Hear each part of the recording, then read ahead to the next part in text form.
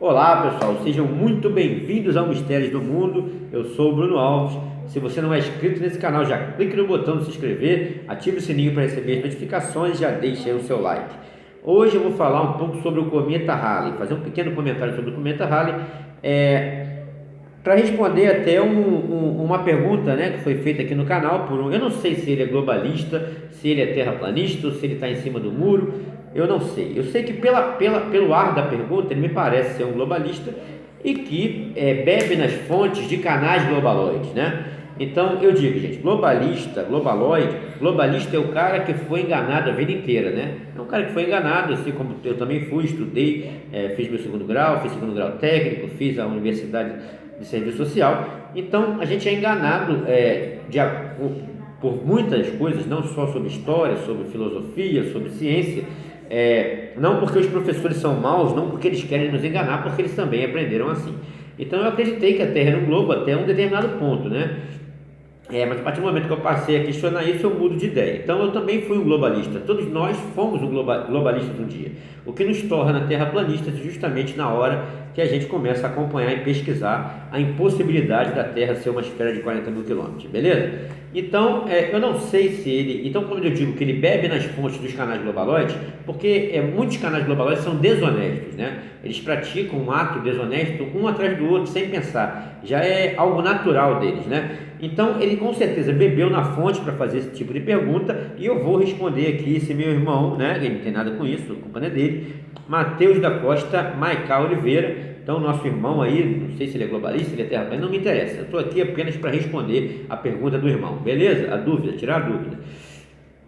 Antes, pessoal, vai estar aqui na descrição o vídeo, né, que eu falo sobre cometas, porque o objetivo desse vídeo não é falar como funciona um cometa numa Terra plana, né? O objetivo aqui é explicar única e exclusivamente sobre as questões históricas que envolvem o cometa Halley. Assista até o final para que vocês entendam, tá? Inclusive para tirar a dúvida do irmão.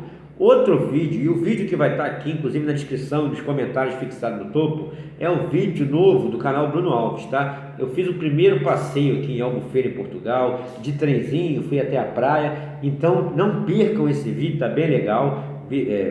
Fui passear com toda a minha família e vocês não podem perder. O vídeo vai estar aqui na descrição, o vídeo do canal Bruno Alves, né? Passeio de trenzinho lá em Albufeira, Portugal, e vocês vão clicar no vídeo. Assim que acabar esse vídeo aqui, vocês cliquem lá e assistam o vídeo. Já aproveita e já se inscreve no canal Bruno Alves, ativa o sininho, que lá naquele canal eu vou, além de dar um canal diferente, onde eu dou dica de filmes, séries, jogos, e também vou dar dicas para quem pensa em migrar para a Europa, né? Vou falar um pouco dos preços aqui, como está a questão de trabalho, vou falar de tudo um pouco aí nessa nova jornada, né? Nessa nova caminhada da minha vida aqui direto de Portugal, ok, pessoal? Então vamos lá, olha só. Vamos ler aqui a pergunta do irmão, vamos ao vídeo.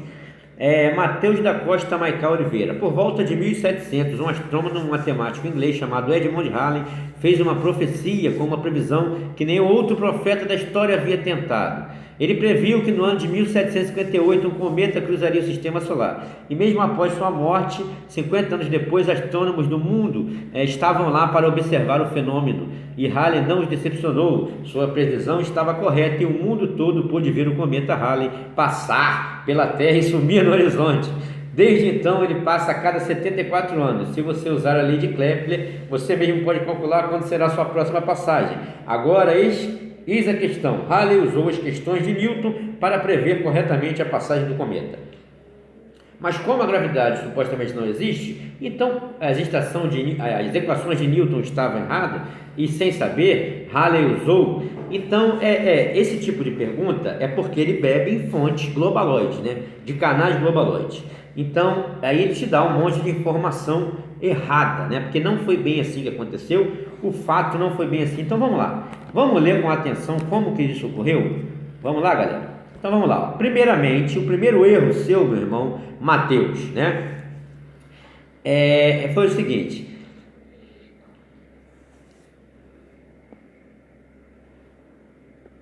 Deixa eu ver aqui. Tem outro? Não, calma aí. Olha que interessante. Isaac Newton publicou, né? Princípios Matemáticos da Filosofia Natural, onde ele delineou as leis da física e do movimento. Seu trabalho sobre cometas, porém, ficou incompleto, né? Então, o Halley não pode ter se baseado em trabalhos de Newton para prever um cometa se o trabalho de Newton foi inconclusivo, incorreto, né? Então, ele ficou incompleto, incorreto não, perdão, ele ficou incompleto, foi inconclusivo o trabalho de Newton para a questão de cometa, né? Então, Halley não pode ter utilizado o cálculo de Newton, porque o próprio Newton disse que seu trabalho estava incompleto, beleza? Então, o primeiro erro seu, Mateus, já está aí, tá? Então, olha só, aí vem o grande lance. O amigo e editor de Newton, Edmond Halley, foi quem publicou, né, em Synopsis of the Astronomy of Comets, em 1705, usando as leis de Newton para calcular os efeitos gravitacionais de Júpiter e Saturno em órbitas cometárias, junto ao estudo de registros históricos. Então, ele usou, olha só, o cálculo de Newton, que Newton foi claro em dizer que estava incompleto, né? Estava inconclusivo. E utilizou o quê? Olha o que ele utilizou. Olha o que ele utilizou: registros históricos. Então, o que fez ele prever, com mais ou menos, não foi com exatidão, um pouco da chegada do cometa, foi um cálculo de Newton, que o próprio Newton disse que estava incompleto e inconclusivo, ou os registros históricos. É o que eu sempre digo aqui, gente.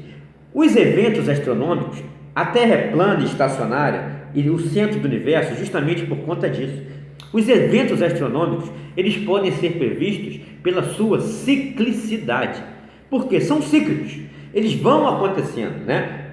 Aí não adianta vir aqui nesse vídeo e perguntar como ocorrem os cometas na Terra plana, porque o vídeo que explica isso vai estar aqui na descrição, então vocês irão lá ver como funcionam os cometas na Terra plana. Aqui esse vídeo é só para responder o erro do irmão, né? A pergunta já começa errada, como é que você vai responder uma pergunta que já começa errada, né? Então olha que interessante, justamente ele usou os cálculos gravitacionais de Júpiter e Saturno, mas utilizou também registros históricos. Olha que coisa incrível, né? Então, é óbvio que a previsão dele, que ainda foi um pouco errada, foi pelos registros históricos, correto? Então, vamos lá, meu querido, vamos à verdade. A previsão para o retorno do cometa se provou correta, mas ela não foi avistada até 25 de dezembro de 1758. Um astrônomo amador e fazendeiro alemão. Ele não passou por seu periélio até 13 de março de 1759, pois a atração, eles dizem que é isso, ó, a atração de Júpiter e Saturno causou um atraso de 618 dias. Então a previsão nem foi tão correta assim, ok?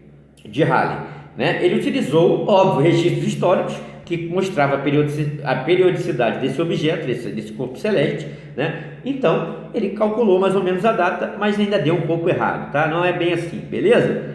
Porque o próprio Newton, ele foi claro em dizer que o trabalho dele para cometas foi inconclusivo. Ele não poderia ter utilizado os cálculos de Newton. Beleza, meu irmão? Agora vamos lá. O período orbital do Halley varia de 74 a 79 anos, desde 240 a.C. Como eles sabem disso? Por registros históricos. Beleza, pessoal? É pelos registros históricos. Então você tem ali entre 4 anos de erro, né? Então você calcula, ele vai passar em 1958, mas ele passou em 59, você bota no meio, né? Então ele pode passar entre 56 ele pode passar entre 58 e 60, né? 1758 e 1760. Entre 1756 e 1760. Aí o que ele fez? Botou 58, só que ele errou, que foi 59, né? Então na verdade é mais ou menos isso. Não tem previsão, não tem magia, não tem profecia nisso, não tem calcular a órbita de nada. O que eles fizeram, olha aqui, olha a dificuldade que é, meu amigo. Em 1989, calma aí rapidinho. Deixa eu ver se é isso aqui.